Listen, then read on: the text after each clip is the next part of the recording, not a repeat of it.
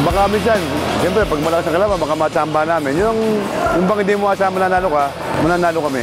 Yun ang gusto ko ipakita sa mga tao na meron kami surpresang pwedeng talunin yung malakas. Ano lang, target namin, siyempre, yung championship. Lahat naman ng team, yun yung goal eh. Basta tulong-tulong lang kami hanggang marating namin yun.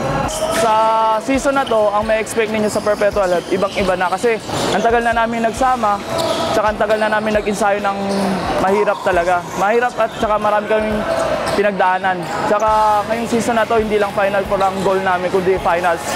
At tsaka kukunin namin yung champion. Magkakasama sila, magandang samahan nila. Hindi gaya dati, wala yung magandang sama.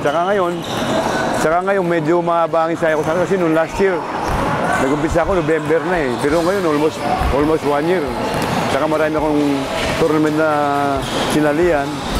So para maganda naman showing namin, sana ganun yung pakita namin sa NCAA.